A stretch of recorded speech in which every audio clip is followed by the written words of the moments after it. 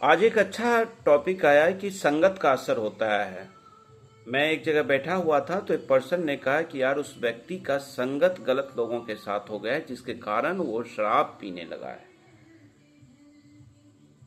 Pub में जाने लगा है, अपनी सैलरी का अधिकतर हिस्सा वो पब में और शराब में खत्म कर देता है। गलत लोगों का संगत हो गया। इस संगत पे मैं आपको एक बड़ा स्टोरी बताता हूँ। बिहार के वैशाली, जो वर्तमान में एक डिस्ट्रिक्ट है वैशाली बिहार का, वो एक समय में वैशाली गणराज्य था जहाँ लिच्छवी राजाओं का शासन था। वहाँ पर एक अत्यंत सुंदर स्त्री थी, आम्रपाली, और वो नगर वधू थी, यानी कि वो एक तवायफ थी।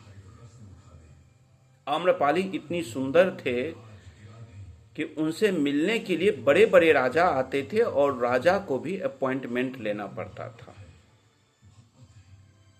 और उसमें भी उनका नाम बिम्बिसार से बहुत ज़्यादा जुड़ा, क्योंकि बिम्बिसार एक राजा के साथ साथ एक बहुत अच्छा संगीतकार भी थे। और बिम्बिसार के साथ साथ उनका पुत्र अजातशत्रु को भी आम्रपाली से प्रेम हो गया था।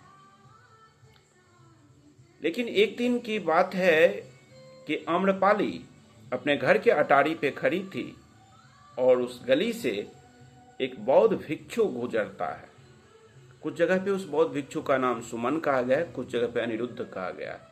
तो जो वो भिक्षु गुजर रहे थे तो आम्रपाली को बौद्ध भिक्षु जी के व्यक्तित्व को देख के, पर्सनालिटी को देख के, उनके आभा मंडल के तेज को देख के आकर्षित हो गई।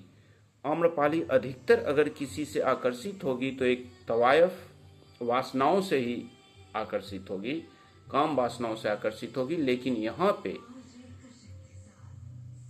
यहाँ पे आम्रपाली एक आध्यात्मिक रूप से अट्रैक्ट होती है उस भिक्षु से, और उस भिक्षु को कहती है कि महाराज, क्या आप मेरे घर में भोजन कर सकते हैं। भिक्षुक जाता है और आम्रपाली के घर में खाना खाता है, पानी पीता है। वो ये नहीं पूछता है, या शायद वो जानता भी होगा कि एक वेश्या के घर में ये खाना अपराध है समाज के अनुसार, एक संत के लिए। बाकी जो भिक्षुक थे वो सब देखे कि अरे ये क्या कर रहा है सुमन, ये मतलब एक वेश्या के घर का जल और पानी ग्रहण कर रहा है।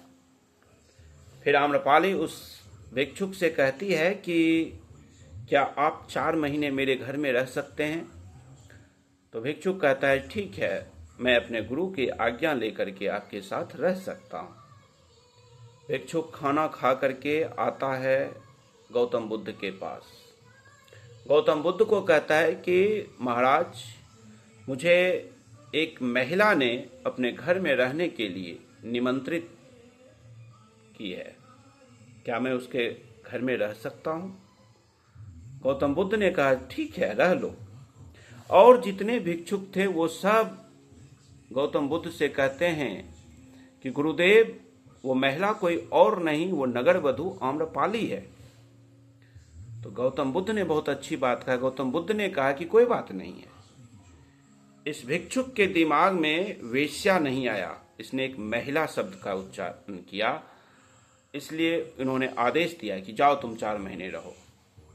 बहुत होगा तो क्या होगा, 2 ही चीज हो सकता था कि या तो आम्रपाली बौद्ध भिक्षु बन के बुद्ध के शरण में आ जाएगी, या ये भिक्षुक काम वासनाओं में लिप्त हो जाएगा। अब 4 महीना जब यह लड़का रहता है भिक्षुक आम्रपाली के यहाँ पे, तो आम्रपाली का जो पहले का रूटीन था, सजना संवरना, गाना, नाचना, अपनी तरफ आकर्षित करना, लेकिन बौद्ध भिक्षु कभी आकर्षित नहीं हुआ। और बौद्ध भिक्षु अपना जो उसका संस्कार था, प्रतिदिन नित्य क्रिया कर्म जो था, उसका पालन करते रहा। उसमें तेज था। आप देखिए संगत का, एक वेश्या, पूरे नगर की वेश्या, और एक साधु भिक्षुक, युवा भिक्षुक, दोनों एक घर में 4 महीने हैं। अधिकतर लोग यहाँ पे यही कह देते हैं कि संगत गलत हुआ, शराब पीने लगा। ऐसा नहीं है, आपके अनकॉन्शियस माइंड में शराब पीना है और कहीं ना कहीं आप समाज से डर से, रिश्ते के डर से या पैसे की कमी में आप नहीं पी पाते हैं, और जहां ये सुविधा मिली कि वो अनकॉन्शियस से कॉन्शियस माइंड हो जाता है, और जो चीज़ पावरफुल होगा वही चीज़ आप फॉलो करिएगा। अगर आप कॉन्शियस हैं अपने लाइफ की अच्छी चीज़ के लिए तो शराबी को शराब छुड़वा दीजिएगा, और अगर आप कॉन्शियस हैं दिखावा के लिए और अनकॉन्शियस हैं शराब पीने के लिए, तो आप अच्छाई छोड़ के अनकॉन्शियस को कॉन्शियस बना के आप शराब पीने लगिएगा। बुद्ध भिक्षुक जो था वो कॉन्शियस था, और अनकॉन्शियस माइंड में भी उसे कभी काम वासना नहीं थी, आकर्षण नहीं थी। और जो आम्रपाली थी उसके अनकॉन्शियस माइंड में, कहीं ना कहीं अनकॉन्शियस माइंड में उसको था अध्यात्म की ओर जाना। उसे लग रहा था कि ये जिंदगी बेकार है, ये कुछ नहीं है, अनकॉन्शियस माइंड में था। और वो बुद्ध के बातों से, बुद्ध के क्रियाकर्मों से, बुद्ध के दिनचर्या से प्रभावित होती है। और 4 महीने के बाद जब बुद्ध भिक्षु अपने आश्रम में जाते हैं तो गौतम बुद्ध देखते हैं कि बौद्ध भिक्षुक के पीछे पीछे आम्रपाली अपनी सारी गहना जेवर, महंगे महंगे कपड़े छोड़ के एक गेरुआ वस्त्र धारण करके आ चुकी है और वो भिक्षुक बन जाती है, ऐसा बताया जाता है। त्याग दी, उन्हें दान कर दी, अपनी सारी संपत्ति दान कर दी। और बुढ़ापे में अंतिम समय में आम्रपाली एक पुस्तक लिखती है, थेरी गाथा, जिसमें वो बौद्ध भिक्षुनियों के अनुभव का संग्रह करती है और उसमें वो कविता लिखती है। और वो अपनी जिंदगी में जो अनुभव की वो कविता लिखती है, जिसमें वो अपने बालों के बारे में जो लिखती है, मैं आपको पढ़ के पुस्तक में सुना रहा हूँ कि मेरे बाल कभी भौरों के रंग जैसे काले और रेशमी थे, लेकिन अब वो पटुआ की तरह सफ़ेद और खुरदरे हो गए। बुद्ध का वचन सत्य है, सब कुछ बदल जाता है।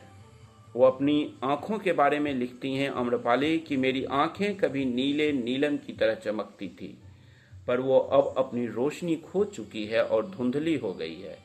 सत्य वही है जो शाश्वत है, यह शरीर सत्य नहीं है। और अपने चेहरे के बारे में ये लिखते हैं कि मेरा चेहरा जो कभी पूर्ण चंद्रमा की तरह सुंदर था, अब उस पर झुर्रियाँ पड़ गई है। जिसे मैं सुख मानती थी वह केवल एक भ्रम था।